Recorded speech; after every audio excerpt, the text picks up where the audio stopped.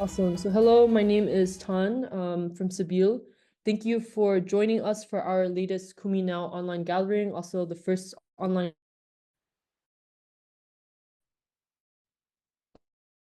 year. So if you're new here, later on, so you can find information about Kumi Now and then other future online gatherings.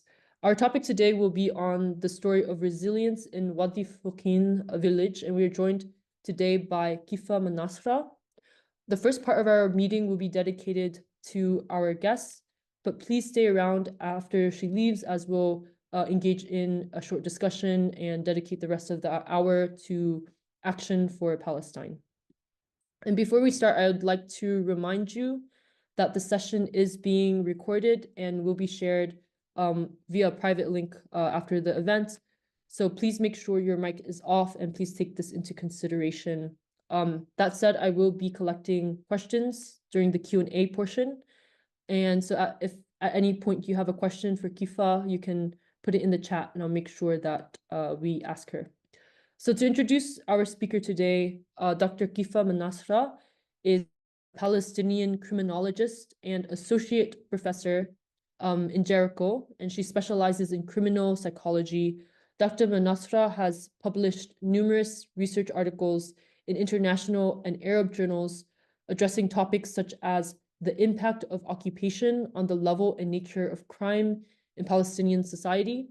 Additionally, she is a leading researcher in the field of sexual crimes. She is one of the founders of the Bakafi movement, which aims to combat domestic violence and promote safer family environments.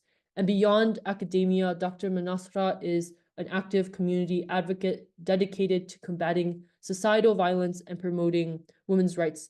And Dr. Kifa, you can explain more about yourself if you would like, but I'm just giving everyone a short introduction. And we're very thankful that you're joining us today and giving us your time and talking to us about the topic of displacement in Wadi Fuqin. And so whenever you're ready to begin, we can start.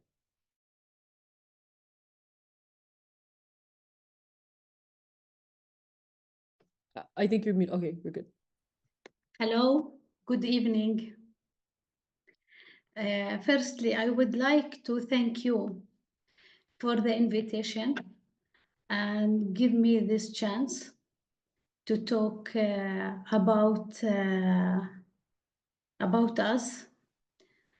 And it's a pleasure to me to be here. I hope we'll success to elaborate our issues in my English language. Firstly, I am. Today. It's a very important day, significant day. Today, the genocide will stop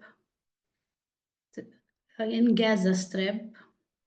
That's why inspired us special feelings. We hope to reach the peace and freedom and independent state of Palestinian people. I'm come from a small village, but is strong. The story is big. It concerns the resistance and challenges facing the policy of displacement by Israeli occupations. Wadi Fuqin, located west of Bethlehem district. The population of Wadi Fuqin around 1,400 people, and we have the same number outside of Palestine as refugees in Jordan. the village of Wadi Fuqin has subjected to demolition multiple times since 1984.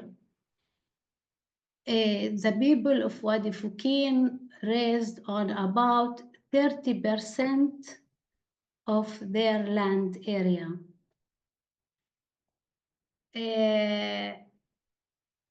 Now Wadi Fuqin, it's surrounded by Israeli settlements from all directions. We communicate with the outside world only through a narrow street. Most of the people of Wadi Fuqin as a farming the land with vegetables and fruits for the livelihood before the majority of their lands were confiscated. They were displaced multiple times to other village or to the Dahesha refugee camps. Last displacement occurred during the 1967 war.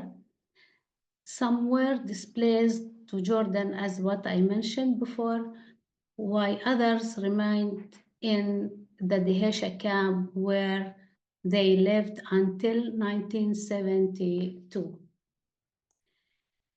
The decision to return to village required determination and power of will from all the villagers, both men and women. They took advantage of the Jordanian-Israel's negotiations at the time regarding the border change between Jordan and Israel. As a result, the village of Wadi Fuqin was no longer dividing the line between Jordan and Israel. The people of Wadi Fuqin maintained their connections to the land and continue to access Wadi Fuqin during their years in the Hesha camps. Every morning they would secretly make their way to village and return at dusk to the camp. This sustained connections made the dream of return to village seem achievable. They finally returned in 1972. Are you hear me? Yes, we can hear you. Yes, thank you.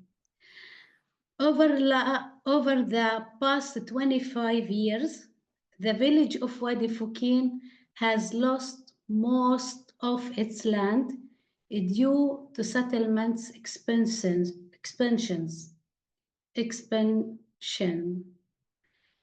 and Israeli policies in the area. The village is also continuously exposed to direct threats to what little land remains. These challenges impact the lives of the village's residents who suffer from movement restrictions and constant pressures to protect our land and resources.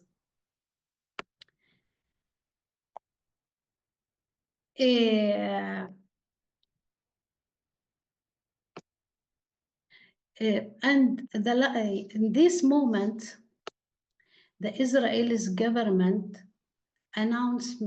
made many announcements, give us many maps talking about new maps of our village, which means they will confiscate what we have of meters of land. Despite already we lost every our land, just we have a little, and the last year they demolish two houses belong my cousins, because they expand a few meters out of this map. They threats, or they push the people there to displacement to our village in many ways. Now they are put many every day checkpoints to put many obstacles to reach my village. I am living now in Bejala city. It's very close to Wadi Fuqin, where my father and mother and my brother living. And I can't move free. Move. It's free movement. These situations leave us to live under threats and fears to lose this what we have now in our village. The people in my people in Wadi Fuqin believe of non-violent resistance, and they use it when they decided to back our village. And this of course inspired me and all of the youngs in this village in our life, and we still believe of nonviolent resistance, because yeah, we are believe of this. This is tool what we have.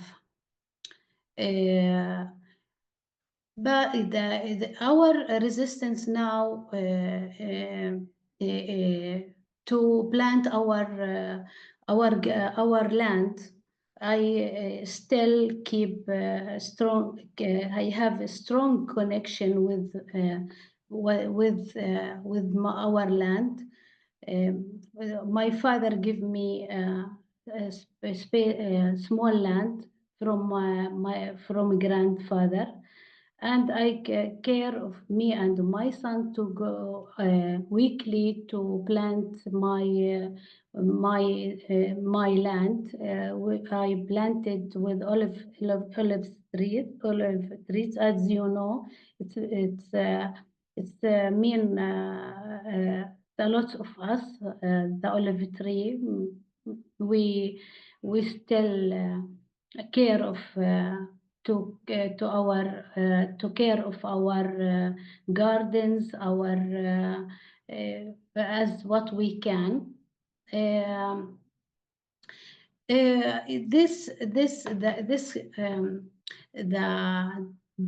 determinations of my people spurred me to continue my learning, to my studies, and inspired me and give me the power of will to continue as activist woman to against against the violence exactly against the woman, because I know there is a relationship between, if the woman get liberty from the bad tradition or customs, they will get freedom. Now, now, as what I mentioned, all of the last time, they give us many maps to display, maps for Wadi Fuqin village. Many planning for them for the settlers' life, Israeli settlers. Uh, I like this is in general. I like to hear from you if there is questions, if my speech is clear of you. I like to hear from you, or to hear any questions, please. Thank you, Dr. Kifa. Yeah, and your presentation was very clear. I think everyone understood your story, so thank you so much for that. Thank you. One question I just got is, have you and the villagers had any foreign visitors or any like foreign politicians that have come to visit the village or participate in any of the nonviolent campaigns? Yes, we met many foreign visitors from Europe, from America. Last time we welcomed institutions from it's called Friends of Wadi Fuqin from America. They came to to solidarity with us, many groups, but they try to make a court against the Israel's policy, but until now we don't success. They said we can't do anything. Yes, the voice of settlements or the settlers more loudly than our voice. Yeah, thank you. And I know you mentioned a little bit about, and I think your research also is on women and gender as well. So I'm very curious in terms of hearing more about the women's roles in Palestine, in the village, or just in general. Like, how important is that for you in terms of thinking about freedom, and things like that? Yes, I worked a long time with the victims of women who is suffering from Israel's policies, who's forget their sons and demolish their houses.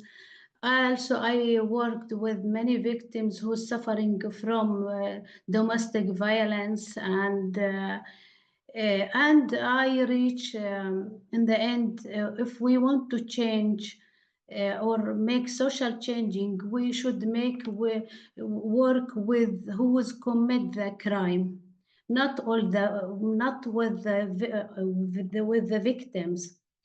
I think this is to work with the victims. This strategic masculinity, and this is capitalism strategies to work with only with the victims, not who's commit the crime. Yes, if we want to change and to stop the war and to stop the genocide and to stop who's commit the sexual abuse, who's commit to stop who's commit the domestic violence, we should work with them, with who's use this weapons.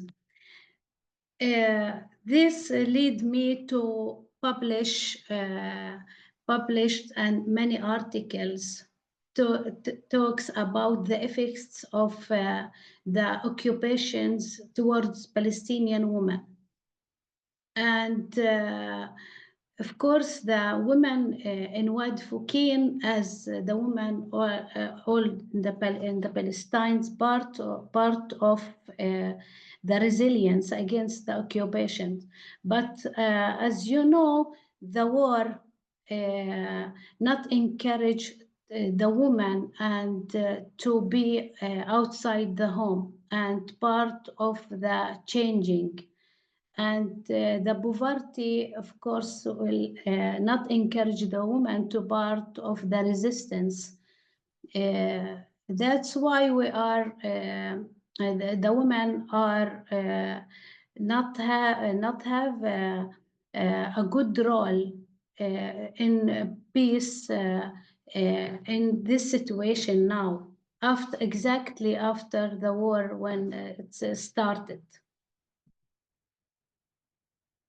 Thank you, Kifa. And someone else also asked in terms of settler violence, have the settlers been more violent since October, and how have people living in Wadi Fuqin been navigating, more settler violence? The settler violence against not for all, يعني, even the students in the school in Wadi Fuqin, even the farmers, the women, most of the people suffering from the settler violence. As they stolen even the donkeys, they stolen it. They try to stolen our types of life and everything. Yeah, they can move freely in the roads, but we can't move freely. I face many obstacles when I go my job every day. I should pass through 2 or 3 checkpoints, and I have to stop more than 2 hours or 3 hours. Every day I am late to give my lectures to my students at the university. Every day. I have to, every day I back to my home lately. I should to prepare myself and wake up early before 2 hours to reach my job early and give my lecture and talk about because I'm a criminologist, talk about the criminal policy and how we, of course, we can't cope with this ways, with this obstacles. Of course, we can't cope, but we also all the time talking with my people in Wadi Fuqin and my students how to should continue our life, because if we go to our job or to our schools, which means we have still control on our life, because they don't want us to move or to think, to learn, to be helpless, to feel helplessness. No, we don't. We try to keep in touch with by Zoom, by face to face. Of course, we want to contact with each other face to face because this encourages us to continue, not to stay at the home and leave the roads for the settlers, leave everything for the settlers. This is what they try to do with us, to stay to keep us stay the home and push us to this to leave our homes to they indirect ways. Many young, many youngs thinking to push them to leave the country. And of course, we against this policy. We want to stay here and to build ourselves and to continue to build our state. Thank you, Kifa. And, our audience right now, we have about 80 people in the room, and they're all, around the world. So when you're describing, your struggles and your challenges every day, I'm also wondering what your message is to us and how we can support you, how people can learn more about Wadi Fuqin and the story of your village. And are there any other ways that we can help if we're like an international or foreigner? Yes, I think your voice, it's very important of Palestinian people, of Wadi Fuqin people. Your visit or your solidarity with us is very important to reach our voice to any place, to anyone in the world. One day, we will. I think we will maybe control and change the government who is control the world now. To visit us, you give the encouragement or the people directly.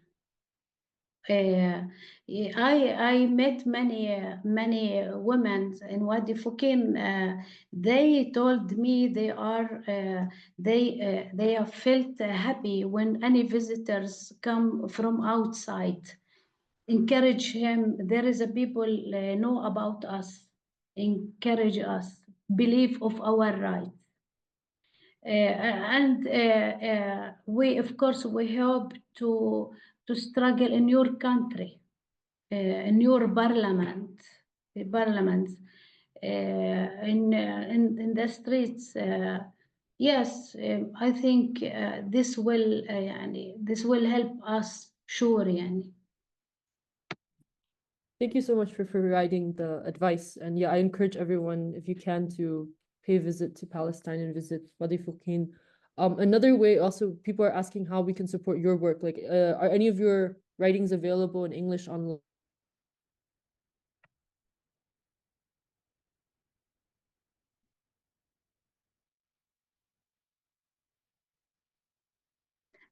Uh,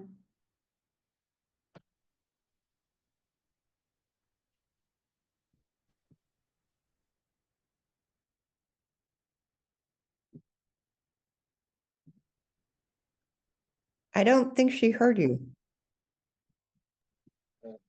I don't hear you. Please repeat. Sorry, can you hear me? I think my internet was a little unstable. Yes. Is everyone okay?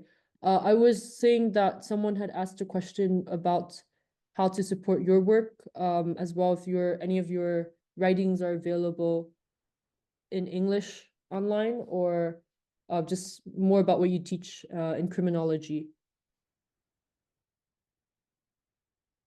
Can you hear me?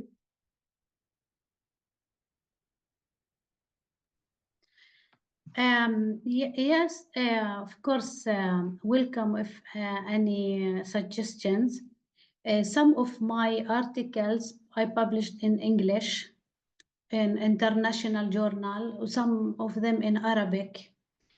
I welcome of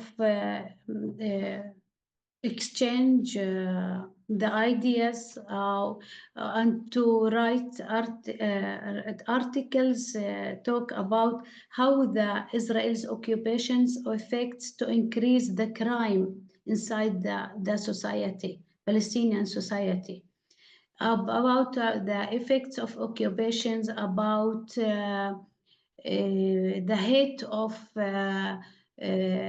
voice, increase of the hate of voice.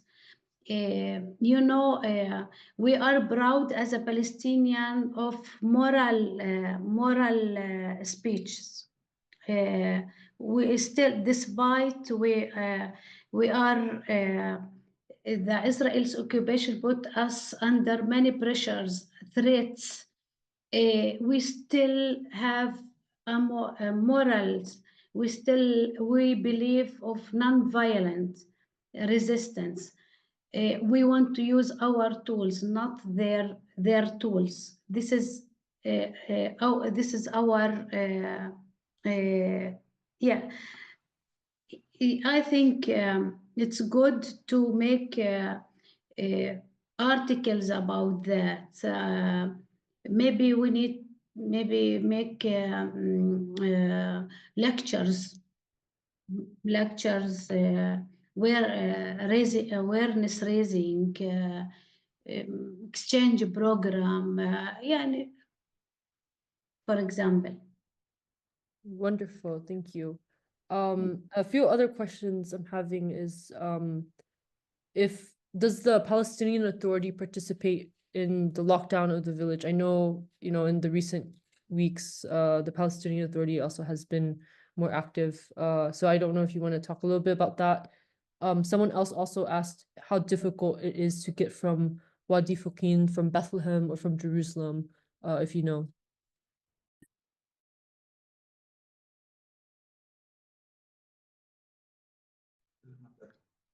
You ask me if the Palestinian Authority share. Yeah, someone just asked if they've been participating in the lockdown of Wadi Fuqin, or is the area mostly controlled by settlers and the military? You know, the BA and they can't control security. They didn't have security control in the area C or B. And they give many limitations to the BA to work to encourage or to help the people in Wadi Fuqin or many villages. The BA now live under also threats like the people in Wadi Fuqin. All of the Palestinian people now facing threats by Israel's policies, that's why they try to keep the educations continue in the university and the schools and to continue our life by any way. They try to make obstacles between the cities. Despite of that, the Ministry of Education encourage the university open their doors and encourage the education face to face, not only use the Zoom, because if you use the online teaching, which means you will leave the road for the settlers. The Ministry of Education encourage people go to the schools, go to the universities, open all of yes, anything related of the BA. Yes, I don't know if I respond your question or not. No, that was great. Thank you, Kifa. Okay. And this is related, I mean, just in terms of the path from like Bethlehem to Wadi Fuqin. I mean, you mentioned going to work, you have to encounter a lot of checkpoints. So, and you said that, you're living near Bet Jalla, you said Bet Jalla, which is really close, but how difficult it is for you to go, if you're in Bethlehem, for example, to Wadi Fuqin. When I went to Wadi Fuqin, I should go early. I can't late evening. It's very dangerous of me. And before only yesterday, I went to visit my mother, my family there. There is a checkpoint, all of their women soldiers. Yes, they asked me about the ID and my daughter, and why you are coming now to visit? Why you are coming to Wadi Fuqin now? It's around 7 o'clock night. Yeah, 7 o'clock. I told I want to visit my family. and they said also why who's come with you also, and I said no, nobody يعني and they said no, don't let. And my family, when I reach my mother and father, just I spent 1 hour, all of the time pushed me to leave early because they afraid if I let, they will stop me again. These situations not easy, not normal life. I can't forget this chance to visit my village. You know, really, I'm live with fears to displacement my people there, to lost what I have, because I'm proud my father give me a land, small land. I like it. I keep in touch with, I keep a strong connection with my land. I like it because this is my village. That's why يعني not easy. This is not normal life to live with fears and threats. No, I want to share you just a moment. Is photos from Wadi Fuqin. If you like, Yes, you can share. I Okay. give you, you Yes, should be able to share the screen. So let me. please. Mhm. Okay, I think you should have permission. So try it now. Okay, it's clear. Yes, thank Okay. you. This is area. This is me in the right side. You note this area. It's very, this mountain. It's empty. You know, you can see this the changing. What happened now? What if you can before in the same place? You can see the settlements behind me. How it's became. They took most of this area. Yes, this is before and this is after.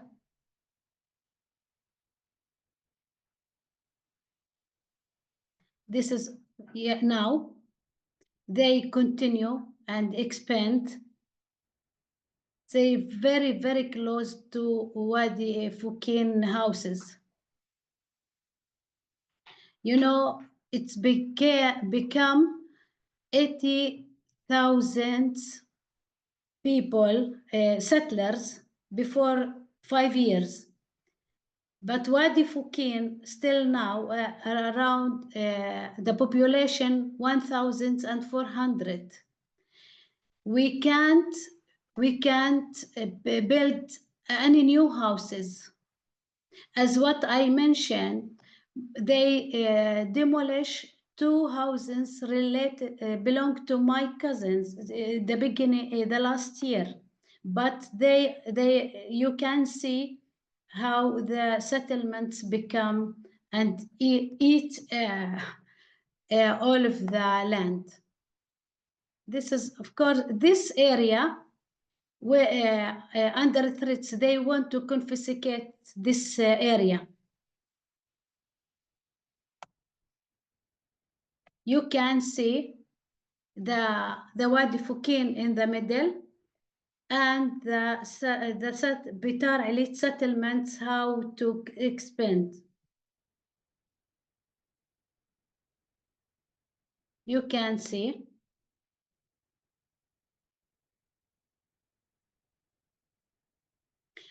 This is my father,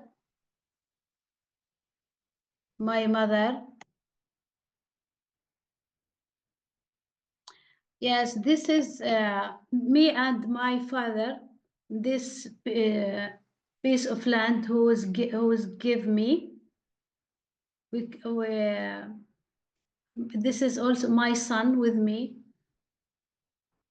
because really we have a strong connection with our land. This is my mother and my uncle also. This is only what we have now, and they threat us to take it. Yeah, yes, I finished. Well, thank you so much for sharing these pictures. Someone asked, the first picture you shared, how long ago was the first picture, between that and then the settlements now being built? The first picture, Yeah. this. Well, this is when I was, I think, around before 30 years, or yes, 25 years. Yeah, and thank you for sharing the pictures with us and your story. Someone also asked if you know the name of the settlement that has been kind of taking over the land. Yeah, this is Bitar, it's called Bitar Elite, Mm-hmm. of the east of Wadi Fuqin, and Sur Hadasa west of Wadi Fuqin.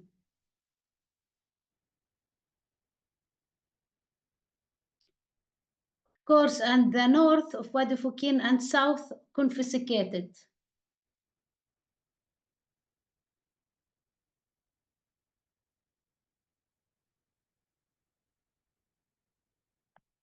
Yeah. Well, thank you. Does anyone else have questions for Dr. Kifa? Yes. Yes, please. Still looking at the chat in case, but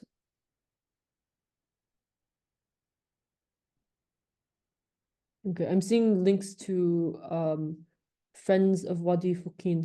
So people, if you are interested in supporting Wadi Fuqin, you can visit that website. I think that's where the campaign is being hosted.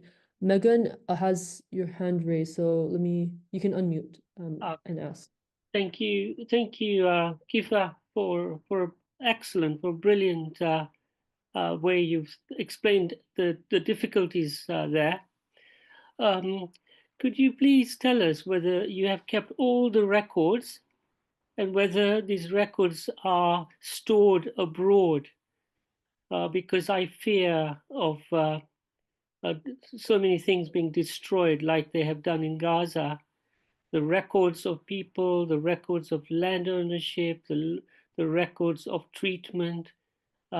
Please save these things. I'm sure you probably are saving it, but to send it abroad so that they're stored. Because the day will come when they will have to justify all this, and I'm absolutely certain there is no other way. Thank you, Kifa, for such a wonderful sharing of your time with us. Thank you for your concern. Yes, we try to document everything and how the settlements expand day to day. We try, but as you know, we can't keep any information about our friends from outside on our mobile. Maybe you stop you're in any checkpoints and check your connections and read the connection with your friends in the world. This is what happened of my cousin. They stopped him on the checkpoint. They asked me, why you are talking with Italian people about Wadi Fuqin? What's the relationship? What will you try to do with them? And he punished them and he stopped them more and 5 hours. Yeah, to document this not easy. You know, as if we want to welcome any friends, يعني we success to welcome many friends from different country. They until now we are successful. We will continue of this, and we have good friends from Belgium, from Italy, from French, from America. Yes, they try to help us, and there is we succeed to publish an as a book talked about the history of Wadi Fuqin. Yes, the last month, yeah, we published as one from Wadi Fuqin. They published a book talking about the history of Wadi Fuqin. Amazing. Do you have the book title by any chance? Sorry? Do you have the book title? Like the title of the book? The title, yes, it's like a novel. Novel? Yes, Yeah. but in Arabic, Okay. they work to translate to English. Okay, wonderful. Yeah, and hopefully if the English translation comes out, we can share it with our audience. Yes. It seems like there's no other questions, but we do want to say thank you so much for teaching us about Samud and your story and all the challenges, despite all the challenges you face, the hope that you're currently still holding on to and inspiring, people around the world about. Is there any other message, one last message you want to tell us to your audience at all? Really, I want to thank you, to thank everyone. You were to be here. It's mean a lot of us and support of us. And sure we will continue our non-violent resistance. This is, despite they are push us to non-believe of this, but we will believe of our tools, schemes from our heritage as Palestinian people. We will not believe of their tools as the capitalism tools. We will not use it. We don't believe it. Wadi Fuqin give this example, but we will continue, and we have hope.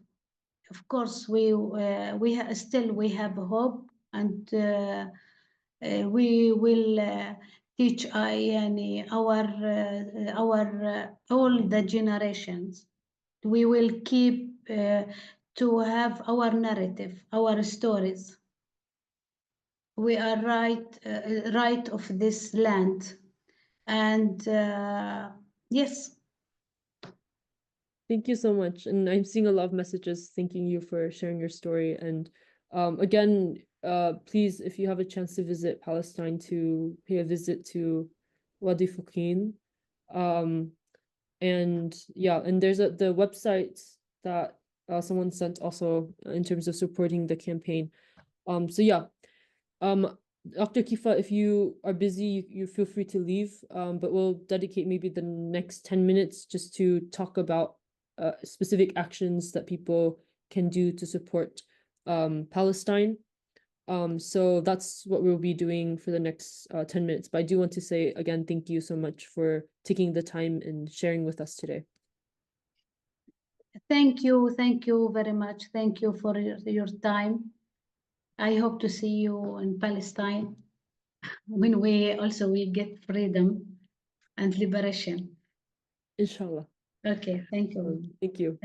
Bye. So I'll dedicate, I know some feedback has been given to me in terms of how we want to approach action. So we're going forward, I'll have like an intro slide. So we'll have people, you can complete actions at the beginning.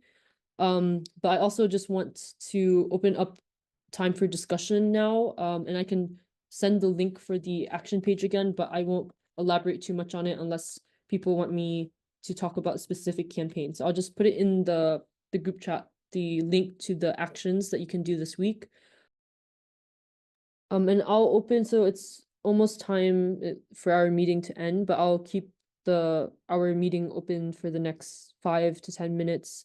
If you want to still complete the action together, or if you have specific questions on the actions, or also want to share anything that's happening in your communities that people might be curious about.